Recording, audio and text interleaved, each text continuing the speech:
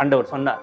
யோவான் எழுதின சுவிசேஷம் 10ஆம் அதிகாரம் 27, 28 வசனங்களை நாம் வாசித்து பார்ப்போமே. ஆனால் என் ஆடுகள் என் சத்தத்துக்கு செவி கொடுக்கும், அவைகளை நான் அறிந்திருக்கிறேன், அவைகள் எனக்கு பின் செல்லும், அவைகளுக்கு நான் நித்திய ஜீவனை கொடுக்கிறேன், அவைகள் ஒரு காலம் கெட்டுப்போவதில்லை என்று ஆண்டவராகிய இயேசு கிறிஸ்து திருவாய் மலர்ந்தருளி இருக்கிறார்.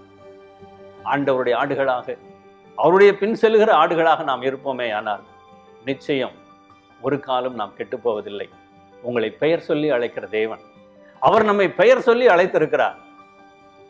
எத்தனையோ பேர் நம்மை பெயர் சொல்லி அழைத்திருந்தாலும் அந்த ஜீவனுள்ள தேவன், அந்த பரமபிதா நம்மை பெயர் சொல்லி அழைக்கும் போது அது எவ்வளவு பெரிய பாக்கியம் பாருங்கள்.